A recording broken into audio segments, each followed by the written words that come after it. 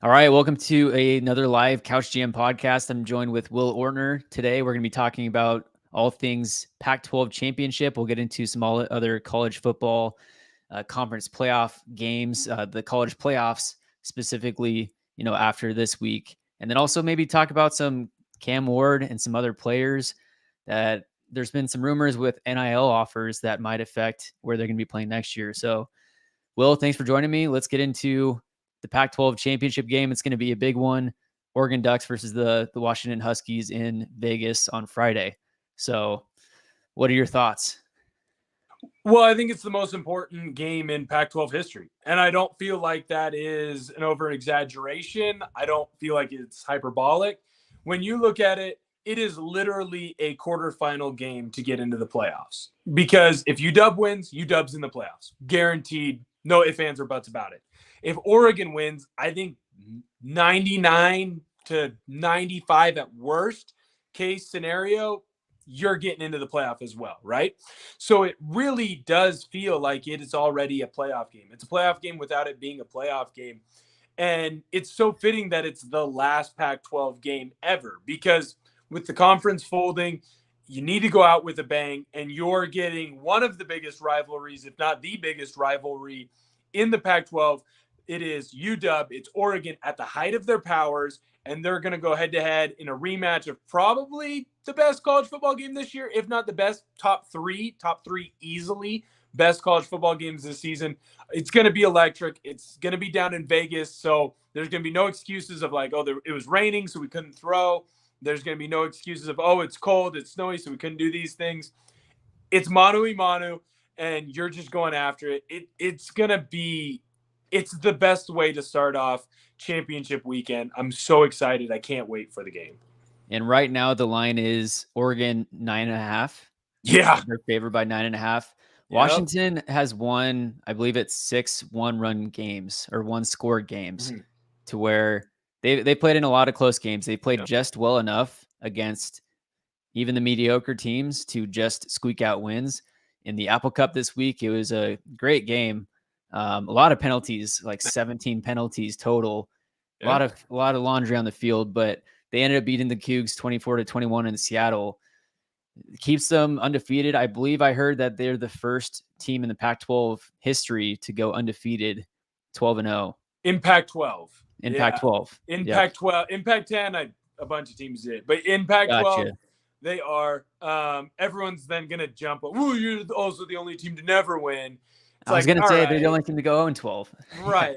You know what? And a lot of people are going to jump on UW. There's a lot of advanced analytics that are going to be like, they're the luckiest 12-0 team of all time.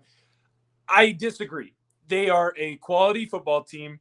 They have playmakers at the wide receiver position. Probably when they are all healthy, they have probably the deepest wide receiver core in the country, right? If you had McMillan, Odunze, Polk all healthy throughout the entire year, you arguably have 3 first-rounders. If not 3 first-rounders, worst case scenario, you have a top 10 pick, and then the other 2 are just outside of the first round. They are big-time performers. You have a quarterback that can sling the rock, and he can get it to all of them. Defensively, you have 2 defensive ends that can get after the passer. You have a corner in Muhammad that can stop and lock down most of the top wide receivers in the conference. Those are all huge things. The problem for UW, and why a lot of people are going to jump on them and say, well, they're lucky, they're this, they're that, they have a lot of one-score games. The reason they have a lot of these one-score games is because they are banged up. I feel like you saw them almost at the peak of their powers when they played Oregon the first time. Now, I don't want to say complete peak of their powers because McMillan was hurt in that game. And that was like his first attempt at returning. And he's been dealing with his bum hammy all season long. So that's unfortunate. But as the season has gone on, I believe that Penix is hurt. There is something wrong with Michael Penix. If he's not hurt, something is going on because he doesn't look like the Michael Penix who was the top Heisman candidate at the beginning of the season. He was missing a lot of throws during that Apple Cup. Right, through middle of October. There's something wrong there. It looks like, I don't want to say like he's scared of getting hurt, but if you watch that Netflix little documentary that they did called Quarterback, remember when Kirk Cousins breaks his rib, and I'm not saying that's what Michael Penix has, but when he breaks his rib, you can see it affects him the entire season long. You can't just sit out a couple weeks and then be healthy. You can't play through an injury like that. That's just something that you deal with the entire year. There's no getting better until your season is done. Again, I'm not saying that Penix has that, but it seems like he has something along those lines.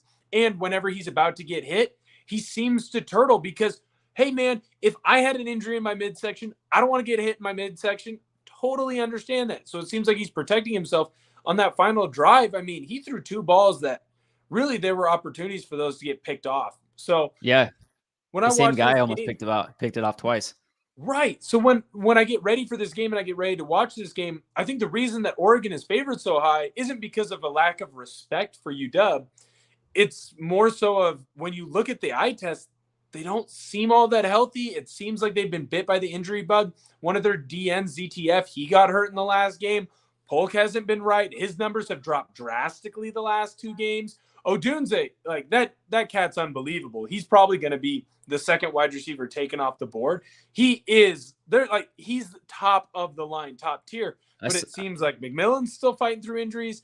It just seems like they got bit by the injury bug at the worst possible time, and Oregon is relatively healthy. Yeah, Odunze is currently 4th in the country in receiving yards. Jalen Polk is currently 32nd in the country in receiving yards. And during the Apple Cup, they were comparing Odunze to Devontae Adams of the Raiders. So, except Odunze is even bigger. And then Michael Penix Jr. right now he is 2nd in the country in passing yards, just behind Bo Nix by 7 yards. So it'll be a great matchup. I mean, Oregon's rushing offense just looks amazing. Right. So we'll see if the Huskies can stop the rush with Bucky Irving, now over 1,000 yards rushing on the year. Jordan James has 661 yards rushing on the year. Both of them are averaging over 6 yards a carry. So that'll be a tough duo to stop. Yeah, this the rushing attack it's superb. The offensive line of Oregon, there's a reason that they're finalists for the Joe Moore Award. They've just been opening holes, and Oregon really seems to be a complete team in the fact of they can beat you through the air, they can beat you on the ground, and it seems like when Bo Nix is back there, he's not afraid to audible out of a pass play because the run play looks better or vice versa. So you have an unselfish leader, a field general, and I don't mean that as a negative because a lot of people are going to use that as a negative and will use it against Bo Nix as a negative. He just seems to be in complete control. Now, to be fair, I just talked about the injuries with UW. Bucky Irving has been banged up. He rolled his ankle, a couple weeks back. So to be completely fair there, his last week or so, he hasn't had as many rushing yards because, he hasn't been as fast, but they haven't needed him or haven't asked that much of him, right? So not everybody's 100% healthy. I don't need UW fans and everybody else just coming in and attacking poor little old Will Ortner. Let me be, but roast him. Right, yeah, come fight me. We'll see how that goes. But when you go into this game, it does seem to be a little bit of one team is healthy, one team is not, and that's why you're seeing such a drastic point spread in a game where it's a rematch of a UW win.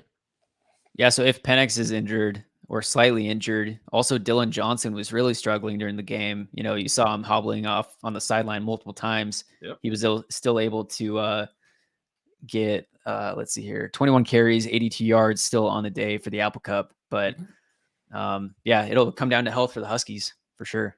Yeah, well, and you know what? It's weird to say this, and it's probably not fair, but Odunze has to have a monster game. The reason that UW was able to beat Oregon State is because Odunze was a monster. Now, Oregon State fans are going to say, well, he pushed off and, that was bull on the second touchdown. But if they didn't call it, they didn't call it, right? I used to say it all the time as an O-lineman. If they didn't call me for holding, then I didn't hold. If he didn't get called for an offensive PI, then he didn't commit offensive PI. And you can argue about should the ref have called it or not, all you want. But at the end of the day, he got the job done, right?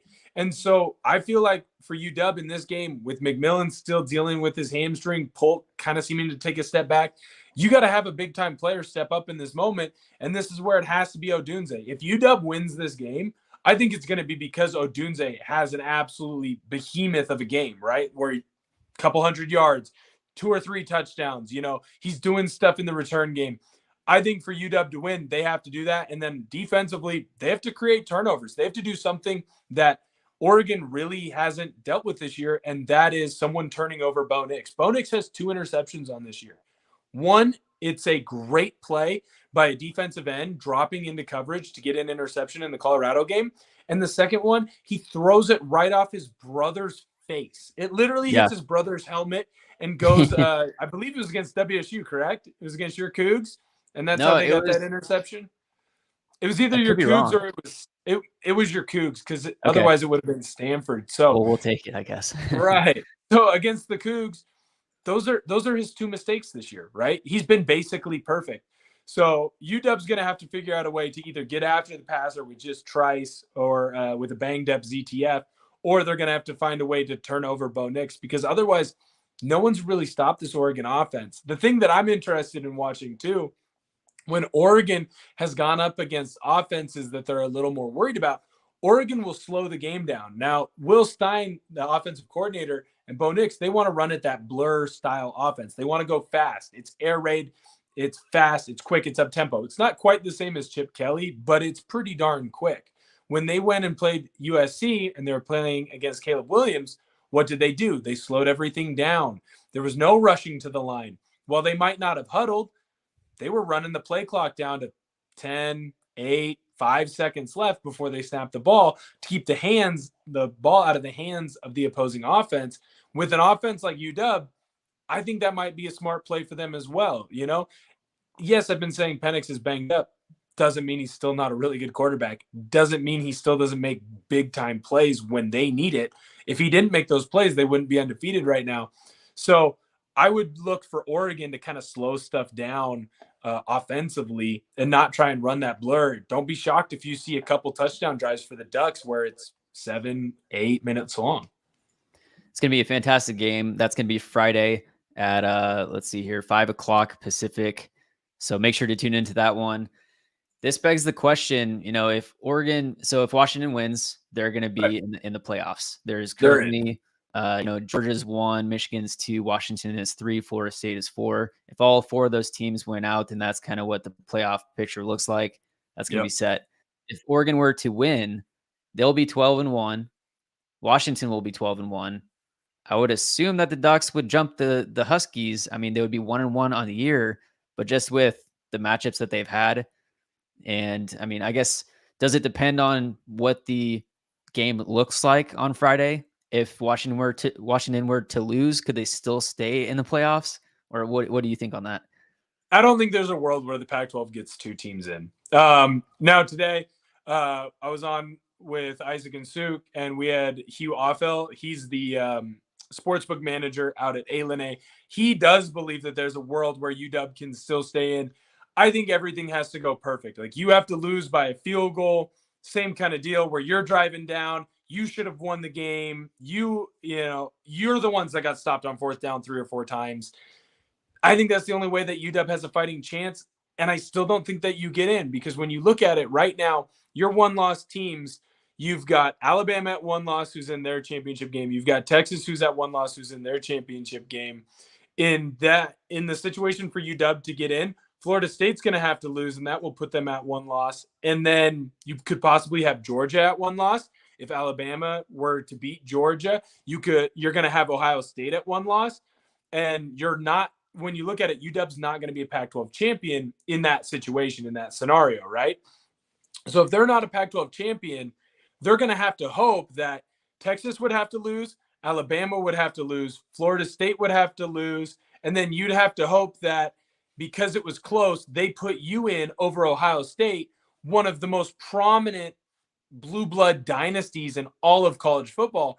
I just have a really hard time seeing them put 2 West Coast teams in when they can take a team that is more of a traditional power in Ohio State, or if Texas were to win and be a 1-loss team, or, in one of those situations. For UW to get in, you'd have to have Texas has to lose. It's got to be close in your game. Alabama has to lose. Florida State has to lose. And then you have to hope that you're a little bit shinier than Ohio State. And I really just don't see that happening. And then what happens if number 8 Alabama beats number 1 Georgia? And then also the Ducks beat the Huskies. So now Alabama and the Ducks are both 12-1. And like, yeah, there's going to be Chaos. some sort of explosion. That would be Pure anarchy, because there are so many different scenarios in that I could see the college football committee going down, right? So if Alabama beats Georgia, that means that Alabama is an SEC champ with one loss. Their one loss is to Texas. Now, if Texas wins their game against Oklahoma State, Texas would be a Big 12 champion, and they would have probably the most impressive win of the year on the road in Tuscaloosa against Alabama, where they won by 10. Now, this was at the beginning of the year, but at the same time, it's still a win at the end of the season. So then you're going to have a conversation of, well, Michigan's in no matter what, right? In that situation, Michigan, they're not losing to Iowa. They're in. They're probably the 1 seed. It depends on what would happen with Florida State, because if Florida State wins, I don't see how you keep an undefeated Power 5 conference champion out. I know that they're not one of the top 4 teams at this moment because of the Jordan Travis injury, but you probably still have to keep them in. Then you have 2 spots, and then you have to have a real legit conversation between 4 teams, right? So with Texas, they beat Alabama. They're a conference champion. Their one loss is to Oklahoma, who is a top 25 team. Alabama, their one loss is to Texas, and it was early in the year before Jaden Milroe turned into what he's going to be, and you beat the 2-time defending national champion. If you're Georgia, depending on the score of the game, if it's a close game, and let's say they lose by a field goal at the end of the game, how do you keep the 2-time defending champion out, who lost at a neutral site to Alabama by 3 points? How do you keep them out? That'd be their first loss in like 3 years or 2 years, whatever it was, since the last time they lost to Alabama in the SEC championship game. And then you have to look at Oregon, where how do you keep them out? They just beat the number 3 team in the country. They have, when you look at them eye test wise, they look like they are a top 4 team. They can run the ball well. They can throw the ball well. They play good special teams, and they play amazing defense. And they've been fantastic. And then depending on how the game ends, UW's right there too with one loss, and their one loss is to a team that got a rematch against them. Oh, and Ohio State's in there as well. Don't let me forget about Ohio State, who their one loss is on the road to the number 1 team in the country, and you lost by 6 points. And really, you lost by 3 because that field goal came in with like a minute left. And you were driving before you throw an interception. Complete chaos. It would be the ultimate way to end the 4-team playoff year, because next year they're going to go to 12, where you have 8 teams that definitely deserve to get in, but 4 teams are going to have a legitimate gripe and are going to be able to say, hey, we got screwed. Because if you put in Alabama, Texas is going to be like, well, we beat them. And Alabama's going to say, well, how can you not put us in when we've been playing so great down at the end? Oregon's going to have a gripe because they're going to have avenged their one loss. UW's going to have a gripe because their argument is going to be, well, if we had divisions like the Big 10, we would have never had to replay Oregon again. So there is a scenario, there is a world where there's about 4 or 5 fan bases that are really pissed off because they didn't make it in, or the seed is bad for them, even though they feel like they deserve to be higher. It's the best way to end the 4-team playoff year and era, or whatever you want to call it, because it has the opportunity for the ultimate chaos, because this year has been so chalk all the way through. Usually there's a team that loses. Usually a team like UW would have lost that game on the road to Arizona. Pac-12 eats itself apart. Right. Or Texas would have lost that game to K-State. Or as soon as Jordan Travis goes down, Florida State, they lose to Florida in the swamp. But this year it's been so chalk. There hasn't been that sneaky team that loses a game that they shouldn't lose, where you're at the end of the year and now you have the ultimate chaos because there's 1,000 different options that can happen. And I could see a legitimate reason why they would all happen. I can see a world where Oregon is a Pac-12 champion and they don't go to the college football playoff. That would be insane. If they barely beat UW, that's my thought. And Alabama blows out Georgia, how do you put in Alabama when they lost to Texas? And so at that point, it's like, and it's interesting that the Pac-12 changed their rules this year to where it's not North and South, to where it's just the best 2 schools in the conference are playing in the championship. But then at that point, if you're the playoff committee, do you just say, You get priority if you won your conference, and we're going to take one team from each conference. Just make it easy. ACC, the Big Ten, you got SEC, and then Pac-12. One Right. school from each. Well, that's what you can hope for. I mean, I think what the committee would love is UW, Florida State to win, Michigan win, and Georgia win. And then their job is easy. Right. They all won their conferences. They're all undefeated. You can be mad about Florida State, but the games matter, and they took care of business. It's not their fault that their star QB got hurt so late in the year. But if any of those if Louisville knocks off Florida State, if Oregon knocks off UW, if Alabama knocks off Georgia, that's where the real chaos happens. And I'm not going to say that Iowa could beat Michigan. I really don't think that. When you go into a conference championship game and your over under point total for each half is 0.5, no one thinks you're going to win. However, it would be hilarious if they did. So there's just a bunch of scenarios that can happen, basically, aside from Iowa beating Michigan, where you really throw everything into chaos. And if I'm an Oregon fan, I would genuinely be a little bit worried.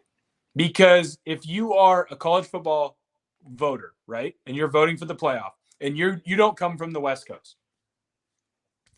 if Alabama beats Georgia, Michigan's in, say Florida State wins their game. Florida State and Michigan are in guaranteed. If Alabama beats the two-time defending champion at a neutral site, how do you keep them out of the college football playoff? And then Georgia, kind of has to be in there too. Well, Texas has to be because Texas beat them. Texas. And now you have the Alabama blue blood. You would have the Texas blue blood. You'd get Florida State, which is a blue blood as well, and you'd get Michigan. So you'd have 4 teams in the playoff that have huge fan bases, that will travel, that's going to get the average fan. Because when you think about these playoff games in these situations, you shouldn't be thinking about you and I, because, Connor, we're going to watch the game no matter what. You need to be thinking about my grandma or your wife or, your aunt, whatever. If your aunt, your wife, your grandma is going to be like, oh, that's a good game, I want to watch it. That's where you get, the viewer that you're not expecting, or the viewer that isn't a diehard. And if you can get those non-diehard viewers, that's where you see big time ratings. So I do think that there is a world where Oregon could go in and beat UW maybe by 4 or 5 points, right? And they still might not get in, even though to me, to you, to most of the college football world, eye test wise, Oregon's the top 4. I'd say, they might be a top 2 or 3 team, but I still think there's a world where they don't get in. Now, do we know which teams Travis Kelce and Taylor Swift support? Because that might be part of what the playoff committee will be looking at, depending on how things go. If Taylor's backing a team, then viewership is going to go through the roof, and that team needs to be in. So I know Travis went to Cincinnati, but yeah, I was going to say, I don't think you're any help there. And I'm going to take a wild guess and say Taylor didn't go to college. Yeah. I know she's a Philly fan, so what's the closest team to Philly? She'll support Villanova. There you go. Yeah. The Wildcats undefeated? Yeah. Yeah, it's going to be absolute chaos this weekend. Starts Friday. We'll be going Saturday, and make sure to tune in. That's going to be great. The next thing we got to talk about is a tweet I saw the other day, was that Cam Ward apparently has multiple, up to 10 $1 million plus offers from schools to transfer, including Miami, Ohio State, Texas A&M, Washington, Auburn, Oregon, among others. Yeah. I hate the NIL as a Washington State fan. Yeah, hey, I get it, and it's gonna get harder for you guys. You're probably gonna be in a Mountain West equivalent. We can guarantee a conference championship every year for the next 2 years, though. So that has something, A conference championship game. A conference championship game. You're right. There you go. We'll be in it. It'll be us in Oregon State every year, guaranteed. You're gonna want to come here. At least 2 years, yeah. Hey, perfect. Look, Welcome to the NIL era, man. And with the one-time transfer rule, it really is the wild, wild west. And I know there's going to be a lot of people that come in and say, "Hey, man, I hate the NIL. I hate this. I hate that." I think the easiest thing to look at right now for the players is look at the coaching, right? Look at the coaches. At Oregon State, that other team that'll be in the championship game with you guys, they just lost their coach in Jonathan Smith. He told those kids all year long, "This is where I want to be. This is my alma mater. We're going to create a champion. Doesn't matter. Doesn't matter what conference we're in. We're going to find a way and we're going to figure it out." All the while, he's getting calls from other universities and other colleges trying to pick him up. And look, man, I have no issue with him leaving to another school. The way that he did it, people are going to have complaints. Where I'm always going to lie on that is if you were dating someone, right? And your significant other came up to you and said, "Hey, just so you know, I love you. You're my boyfriend. You're my girlfriend. But there's this hotter person over here on my right. I'm gonna like hang out with them and I'm gonna talk with them and we're gonna get into negotiations. And if she wants to be my girlfriend or he wants to be my boyfriend, I'm gonna leave you for them. But if they don't, I'm gonna come back to you and I'm gonna stay here and I'm gonna be happy." You'd be pretty pissed off. That's not how the world works. It's the same thing with coaching. Like you're not gonna go to your players and be like, "Hey, I'm talking to Michigan State. We're flirting," but Especially the day before the Civil War, when the media is asking you, he's like, he literally right, said, I believe, I'm trying to be truthful. And that's like pretty much all he said. And it was right. like, Well, okay, well, there you go. 100%. And would it have been in an ideal world? It shouldn't have came out before the game. The fact that it came out right before the game, that sucks. But at the same time, there were rumblings about him being up for that job for weeks. So to pretend like no one had an idea, that's disingenuous, right? So, this all being said, when you look at Jonathan Smith going to Michigan State, there's a quarterback over there by the name of Sam Levitt. Sam Levitt came from Westland out here in Oregon. He was a late riser, and he never got an offer from Oregon State. And say what you will, it might be because Jonathan Smith just overlooked him. Jonathan Smith already was going to get Aiden Childs, who was ranked higher than Sam at the time. Whatever the reasoning was, he didn't offer Sam. Now that Jonathan Smith is going to Michigan State, wouldn't it suck if we lived in a world where Sam had to stay at Michigan State? What if Jonathan Smith gets there and he already decides Sam is not the quarterback for me. I don't like the style that he plays. Man. He's just not going to work here. I don't think that it's fair for Jonathan Smith to find a better situation, leave a good situation that he's at for a better one, and then force the kid to go, "Well, hey, you went from being in a good situation to now you're in a bad situation, but you don't get to leave." The coach can leave. The guy who brought you to where you want to play at, That he would can suck. leave and go wherever he wants, but this kid has to stay.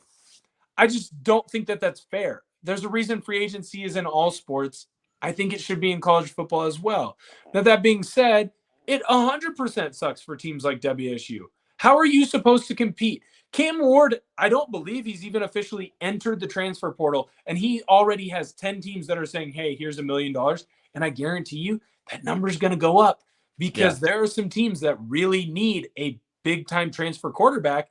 They're going to start throwing money at him as a bidding war increases because Cam has been such a good quarterback.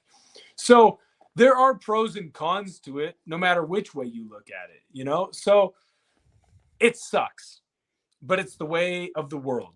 Damian Martinez, he's staying at Oregon State. He would have gotten easily $1 million in the transfer portal, but he decided to stay.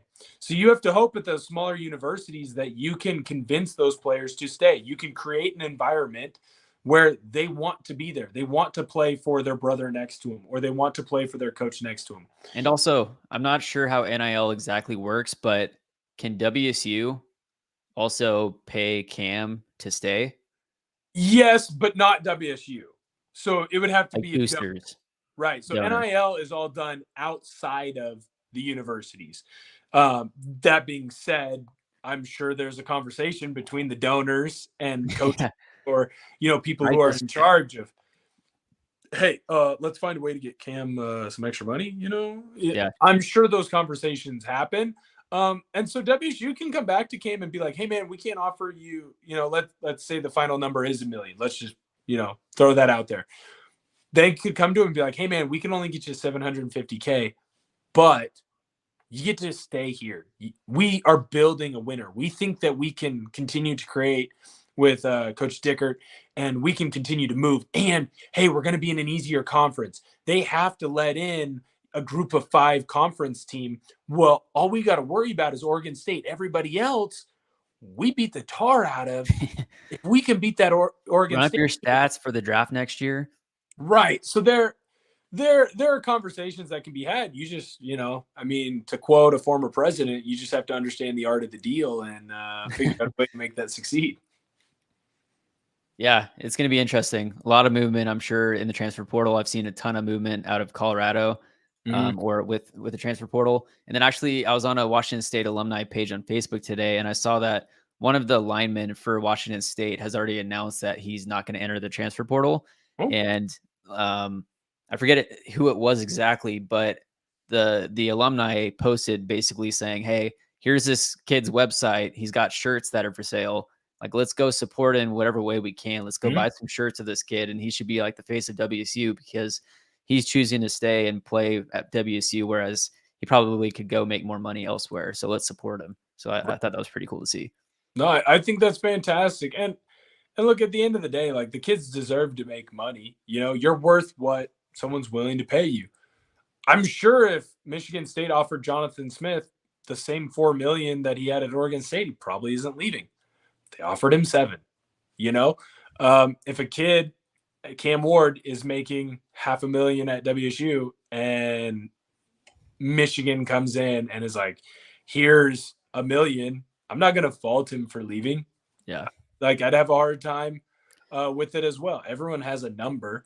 But when kids decide to stay and don't want to leave and want to make sure that they're in one spot, it's going to pay dividends to support them. Like, if you are a donor or you're a fan of that university, you go in and support them. I think that's the biggest thing to get them to stay. I think the biggest thing that got Damian Martinez to stay is Corvallis created an environment, not just with football, but classes, friends, outpouring support for him, where he was like, I don't care if someone's willing to offer me more money. I don't care if someone's willing to possibly give me a better chance to, make it to the NFL or give me more NIL right now. This is where I want to be. So you have to create that environment. And, those were issues that WSU and Oregon State were already having to fight. There were a lot of times where they'd offer a kid when he was a sophomore or junior, and he might have been a late riser. And then all of a sudden, Oregon, USC, UCLA, whoever comes in and offers the kid, and the kid decommits and goes to those other schools.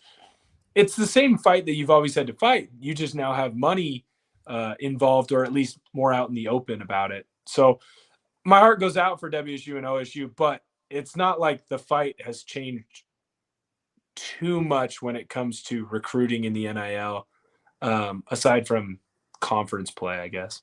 Yeah. That moves us to our next topic, which is the Heisman race. This is getting pretty heated. From what I've seen, at least as far as today, I saw an interview with Bo Nix that he's still the favorite. I've been looking deeper into Jaden Daniels, and, I commented on one post on Twitter in which an LSU fan responded to me with like this diagram chart of all of the different stats. And there's a lot of grayed out stats for Jaden, meaning that he's leading out of Penix, out of Nix, out of Jaden Daniels. He's got 4,946 total yards, 50 total touchdowns, 4 interceptions.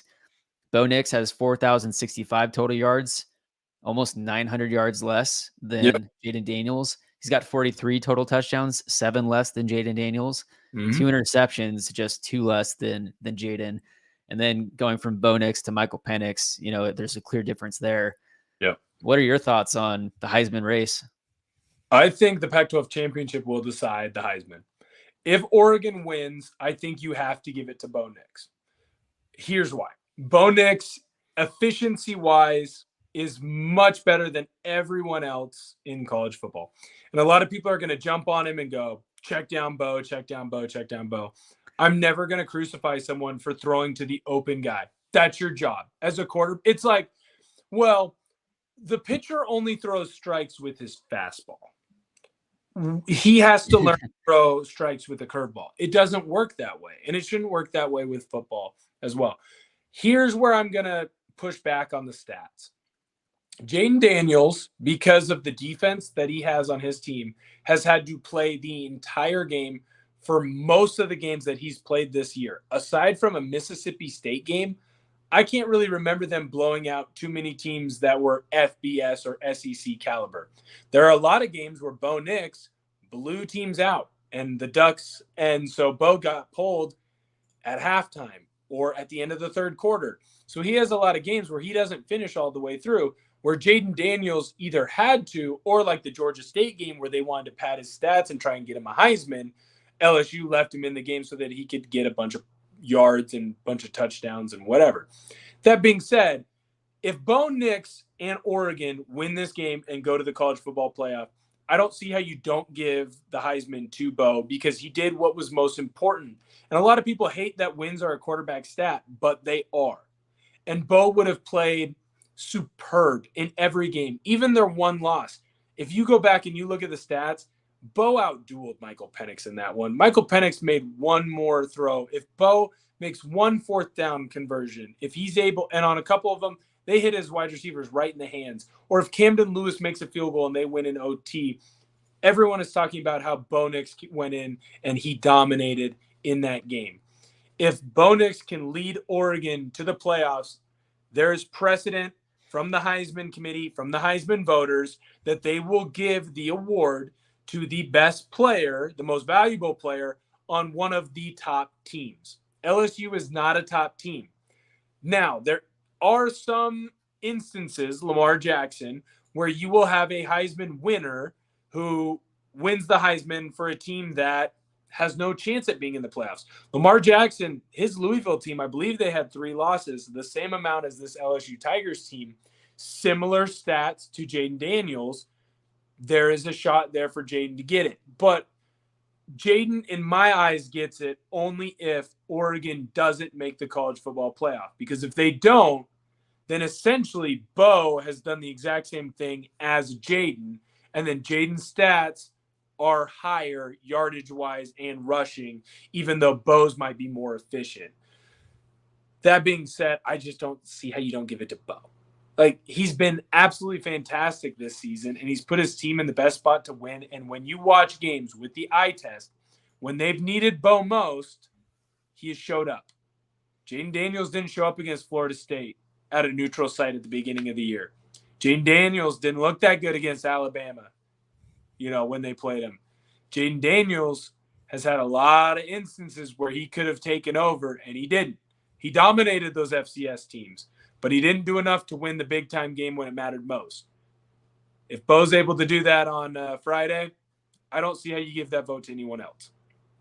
Makes sense to me. And yeah, the whole instance to where they take Bo early out of the game, they take Penix early out of the game, to whereas they might have left Jaden Daniels in the entire game. That makes total sense. And why the stats, although they are there, they might be skewed a bit or tell a different story than what's actually going on the field. 100%. So what's your, you just got to get lucky too, because Heisman voting already open. And there are a lot of old SEC voters that I guarantee you have already voted for Daniels. Now, I like what Kirk Herbstreit said. He was on Pardon My Take today, and he said he's a Heisman voter, but he's going to wait until after the Pac-12 Championship game. And I think there are a lot of voters like Herbie that are going to wait. And if Bo wins, they will then vote for Bo, so then Bo could possibly win the Heisman. But I also think this is the first time, much like the college football playoff, where you don't have a clear Heisman winner at the end of the year. Like, I feel like it really could go either way in a toss-up. Now, I lean towards Bo Nix. Do I have a bias towards Oregon? 100%. Just like there are going to be some people that are going to lean Jaden Daniels that have a bias towards Jaden Daniels. So, and much like this season, it's going to come down to the championship game. It's going to come down to the last minute. It's going to come down to, who wants to vote for which teams, and can people put their biases aside to pick the best team, or are people just going to vote for the teams that they are most familiar with or the teams they want to see most likely in? Same thing with the Heisman. Are they more familiar with Jaden Daniels because they're able to watch every single game he plays in, or are people going to wait and see if Bo Nix wins and his Oregon Ducks get into the college football playoff, and then he'd be the most deserving because he got the most important stat, which is wins? The argument makes sense to me. There's enough East Coast bias in this world. We can use a little West Coast bias every now and then, right? Dude, we need it. We need it. We have too many people that are willing to side with the guys on the East Coast because they're meaner. Like, no, yeah, side with us. we're just nice. That's not our fault. No, start holding down the fort. Start standing up for your own people. I'll stand up for Bo Nix. Kid's a stud. So, who is your top college quarterback after this season at this point, as far as the NFL draft? Is it still Caleb Williams? Yeah, it has to be. I mean, the kid can make every stinking throw. And like Drake May's good. And he's more of your traditional quarterback, but Caleb gets bumped up a little bit because of the different theatrics and the different throws and arm angles that he can make. I mean, that USC team, I know they were a disappointment from what everyone expected going into the preseason. They were worse than what that record shows. They won 2 or 3 games, that Arizona game specifically, because Caleb Williams put the crown on his head and went out and absolutely balled out. Now, I will say for a majority of this year, I would have said, well, Penix is the third QB taken. I think Bo Nix and Jaden Daniels have put themselves in that conversation. It's not Penix's fault that he, got banged up or has struggled a little bit at the end of the year, but there's something to be said of the way that the NFL is moving. You want a quarterback that is a dual threat and that can move. And Penix just has too many injuries to his shoulders and to his knees. He can't move around that well. He can't move around as well as these other quarterbacks. Now, he can make every throw. When he's in the pocket and he's pure pocket passer, I mean, that guy is going to dot up defenses. But it just seems like a lot of the NFL wants a more mobile quarterback. So does that come into play and does that hurt him? I also think, as well as Brock Purdy has done, that's going to be a huge thing for Bo Nix. Because the way that Bo Nix has led this Oregon team, it's very similar to Purdy, right? Get the ball into your playmaker's hands and get out of the way. Read the defense the way that it needs to be read. Don't make the mistakes. Get the ball into Debo's hands, get into Ayuk's hands, get it into Kittle's hands, CMC's hands, and then just let them do their thing. Bo Nix does all that, and he's a better runner, and he's got a better arm. So I wonder if he's starting to shoot up boards as well. And then Jaden Daniels is Lamar Jackson. I saw some highlight tapes on him this past week, and I mean, I want that guy on my NFL team for sure. Right. Like he's going to make some mistakes now, but he's going to make some incredible plays. There's a reason he started at Arizona State so young. There's a reason why they were upset when he left to go to LSU. They wanted to keep him over there. He's a dynamic player who can do a lot of things in a very special way that I'm sure a lot of NFL offensive coordinators and, frankly, owners are watching these Saturday games going, oh, my goodness, imagine what he could do in our uniform. Absolutely. That's going to be really cool to see. The NFL draft will be a big one. We have a question from DX Gaming. Who is going to win the national championship this year? If I'm going to go out on a limb, and I think it's bold and I am biased, but I think Oregon has a legit shot. I think that their defense, the way that they can get after the passer, their coverage in the back end in the secondary, and the fact that they are relatively healthy, I think it puts them in a spot to where they could finally get over the hump. Like, I really do. I think you have talent offensively, defensively, and on the special teams where you can do a lot of things that a lot of people haven't seen before. And then at quarterback, when you look at it, let's say it holds chalk, right? Let's say Florida State wins. Oregon wins because they're favored, so that would be chalk, right, over UW. Georgia holds chalk, Michigan holds, and they win their game. Who's the best quarterback? It's Bo Nix. And so when you have a lot of teams that are pretty even, and I think that Georgia, Michigan, and Oregon are all pretty darn even, and you're recruiting coming in, They are all, top 10 programs when it comes to recruiting. Where's the most important position? The guy who has the ball in their hands every single play, who has the best guy at that spot? It's Oregon. So I really do think that Oregon could finally get over that hump. Now, that being said, if Georgia ends up winning it all this year, am I going to sit here and be shocked? Absolutely not. If Michigan, America's team, sorry, I apologize, America's team is able to win, I wouldn't be all that surprised either, because they just beat up teams with the way they run the football. But I really do. I am going to lean Oregon. I think Oregon has a legitimate shot, and I think they could take home a national title. Got to root for the Pac-12 in the final year. We have another question from Jaron. Mm-hmm. Do the Seahawks have a better chance at landing Bo Nix or Michael Penix in this year's draft? I would want Bo Nix. I think Bo Nix fits perfectly with what Pete Carroll wants out of his quarterback. When you think of Pete Carroll and that offense, he wants it to be built around a running game where they are going to chew up clock. They're going to hold on to the football. They're going to take 6-7 minutes to score touchdowns. They want to beat you up because those 3-yard runs turn into 6, 7, 8-yard runs at the end. And he wants a quarterback that doesn't commit turnovers. When Seattle was at their peak, Russell Wilson didn't commit turnovers, and he was mobile. When Geno Smith has been good the past 2 years, it's because he hasn't been creating turnovers. He hasn't been throwing the ball into risky places. He's been on time with his wide receivers. When he struggled, it's been because he's been a second late, and so the ball gets intercepted, or he makes a dumb decision and tries to thread a needle that his arm can't. What does Bo Nix do the best, right? He doesn't turn the ball over. He's unselfish. When he needs to audible out of a play to give it to his running back, he does that. And then he's really good at taking what the defense gives him and just finding an open guy and getting the ball on him. And he can make every throw. That being said, I wouldn't be upset with Michael Penix.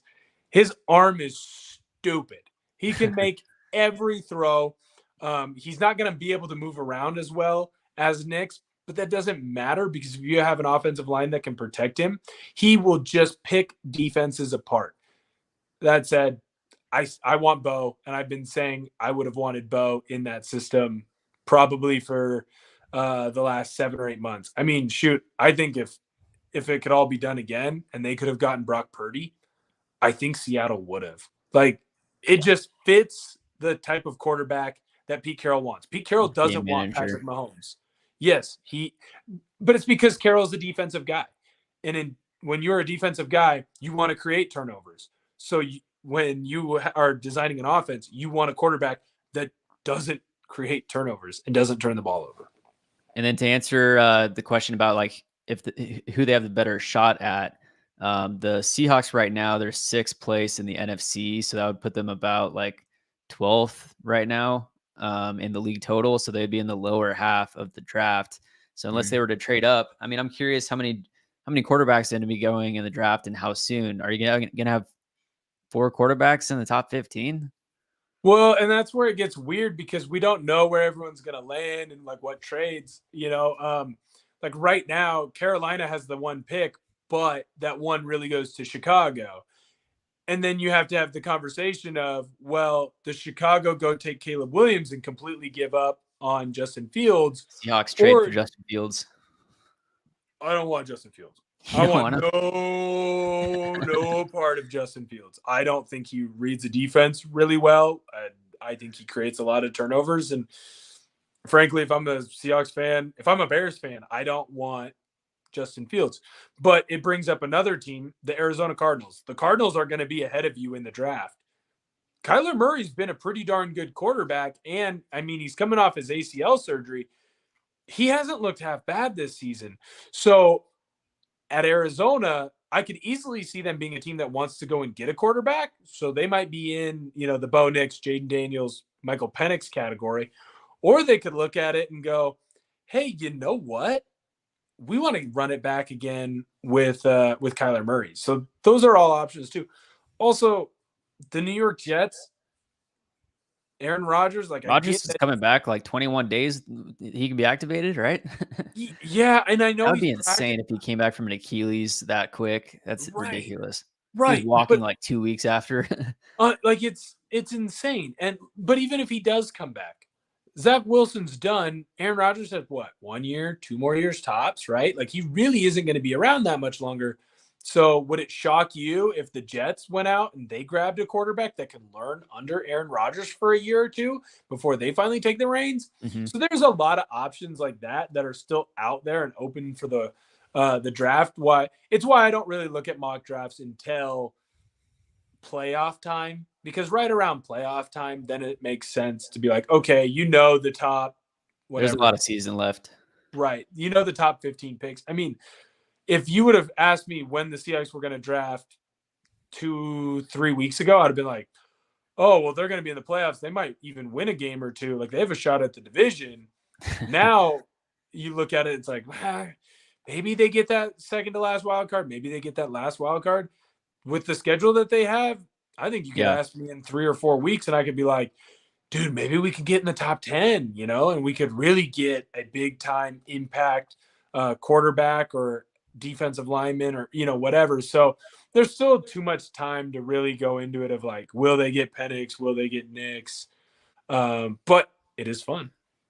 Yeah. And while we're on the Seahawks, they're in their toughest stretch of their season this month. And currently they lost to the Rams 2 weeks ago versus the 49ers. They lost last week. Tomorrow they played the Cowboys, Thursday Night Football. And then they have at the 49ers after that, and then versus the Eagles in Seattle. So tough stretch. We'll see how they look after that stretch. You had 2 games in the Rams game, the second Rams game, and the Cincinnati Bengals game where you really should have won. Now, to be fair, you probably should have lost the Browns game. So it ends up being close to 500 there. They have to figure out the offense. The offense has not looked good.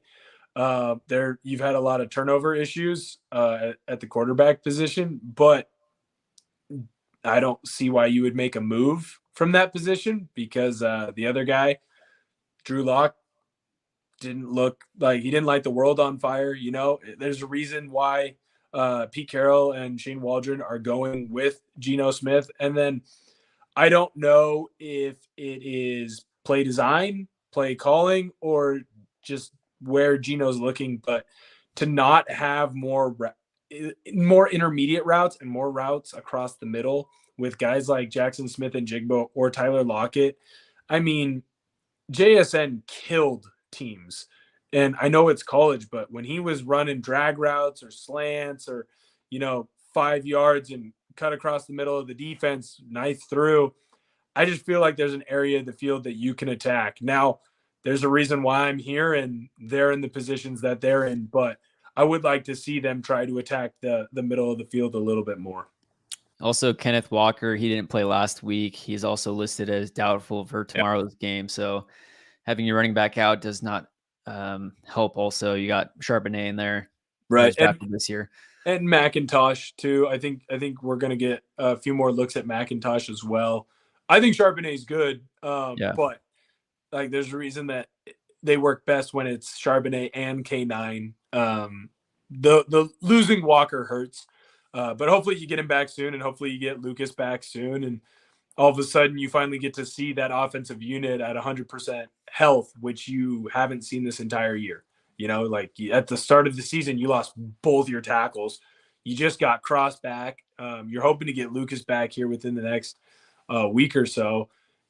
If you can get K9 back, maybe you get healthy at the right moment, and then you become that team that nobody wants to play. And when you look at the NFC, it's not like it's that strong of a conference. I mean, the Vikings just lost to Chicago, and Minnesota really had no business losing that game, but they really had no business even being in that game with 4 turnovers at that quarterback spot. So I think even if you have a doomsday scenario where Seattle ends up losing like 5 in a row, do you really think they're going to be more than a game out of a playoff spot?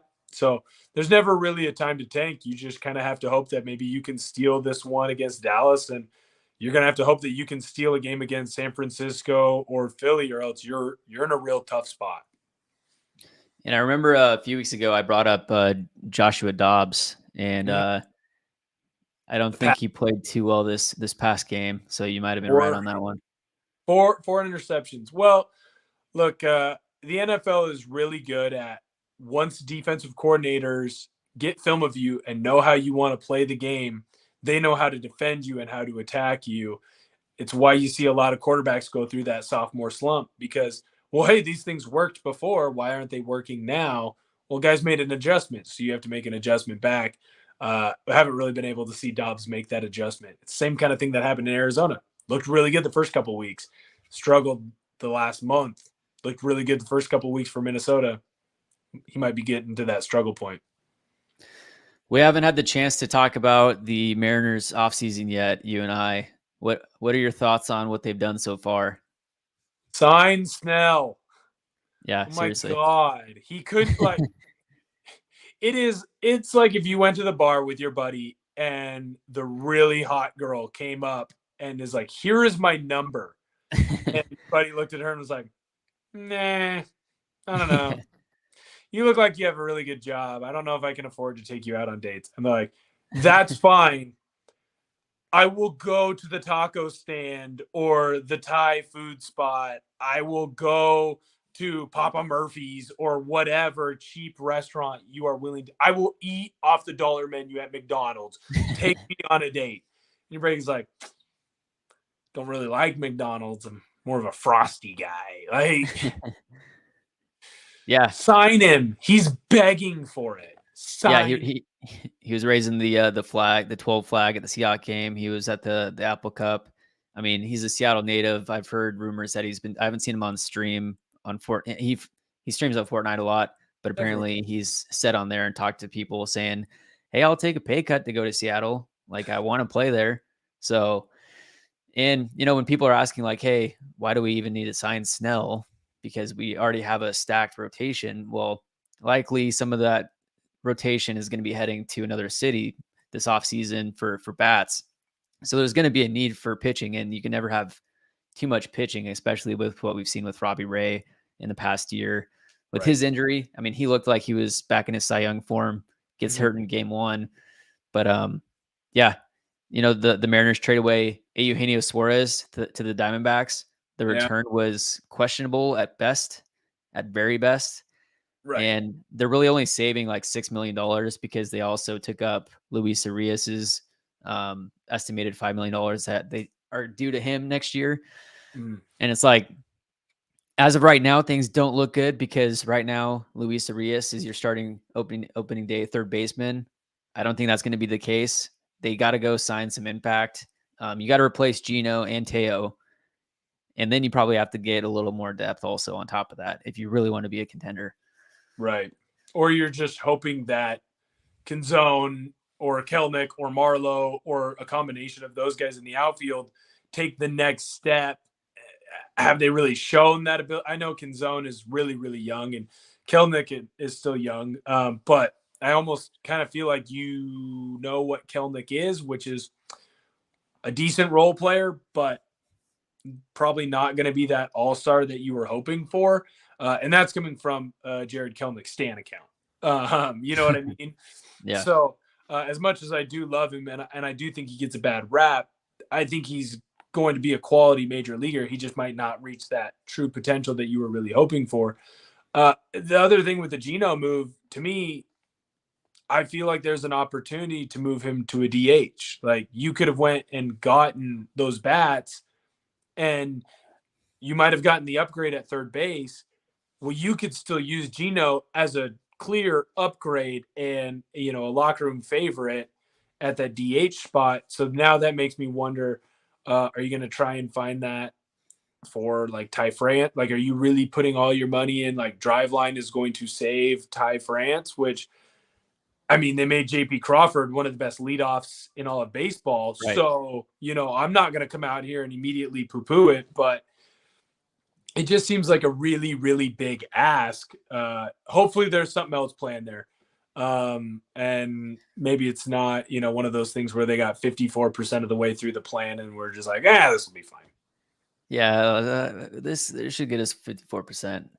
No, but yeah, with Geno and the Teo thing, they're definitely trying to reduce their overall strikeouts because Geno was second in the league in strikeouts. Teo was third in the league in strikeouts. So they're we'll see what their next additions do to the lineup, and if they're also going to be, not looking at strikeouts if they get some contact guys. But I actually, the whole drive line and Ty France thing is what I tweeted about earlier, that tweet that I mentioned. Mhm. And if you look at his career numbers so far, 2020 to 2022, there is a gradual decline year over year.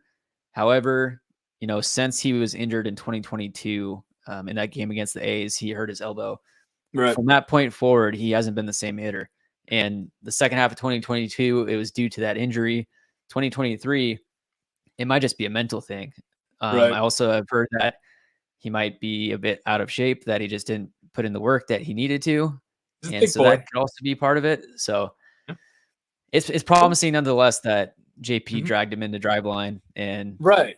I haven't Right. seen too many players where they go to driveline and get worse. So Right. Well, and I will forever be a big believer in driveline because look, I thought of JP as like, hey, he is he's a vibes guy.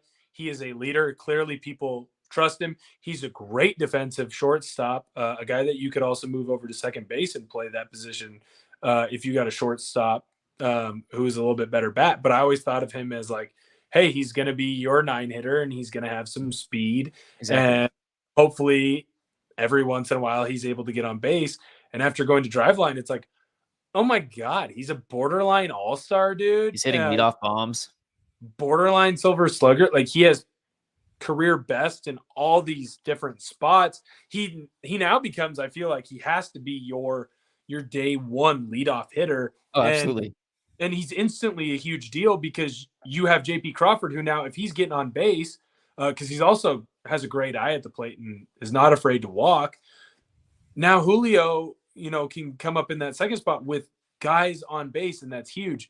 So hopefully they're able to make some changes for Ty France. Hopefully he starts putting on clothes. Yeah, But that's fine. Like maybe wear some black spandex next time when you're going for your. Yeah. Like the only other bad option for him would have been like if he was wearing gray spandex. Like I don't understand it, but apparently you need to be 98% naked. Yeah. Prove your batting. And hey, if that's what it takes, and he goes out and he hits 280 with an on base percentage of high threes, I'll shut up. If he goes back to 2019 Ty France, I'll shut my mouth. But maybe next time put on a little bit more clothes. His decline from 2020 to 2022, those 3 years, including his terrible second half after the injury, there was only a 6% decline in his OPS plus. So compared to the average hitter, a 6% decrease is like, that's a fluke. It could happen year over year, whatever. But then going from 2022 to 2023, the decline was 26%. So clearly something happened in that offseason or after that injury. If he was still had the same swing after the injury to where he's trying to avoid the pain, and that's just, or I don't know where he was working out in the offseason before, but 2023 seems to be the outlier. And if he can get back to being his regular self, he's really an all-star first baseman. And right, and he's not that old. He should have beat out Vlad Guerrero Jr. for Gold Glove 1, maybe 2 years. If you look at the stats too, that's a debate also. So right. Well, they're also going to give it to their star. Vlad Guerrero Jr. is a star. Ty France. East Coast bias. Right. Hey man, East Coast I get that Vladdy is, with some nepotism, but yeah. Well, appreciate your time again. Any final thoughts before we get out of here? Go Ducks. The more the Ducks win, the more Will gets money, because I get to do the show for the 1080 The Fan. So if you do want to tune into that, please feel free to do that. It'll be on Friday, an hour after the game ends. Love to give you my opinions. Schultz will be on with me. And so would love to give you guys opinions. Love talking football with you, Connor. Love talking baseball. Please, please, please sign Blake Snell. Sign Blake Snell. We'll end it with that. Thanks again, Will. Thank you all for listening, for watching, and we'll see you later.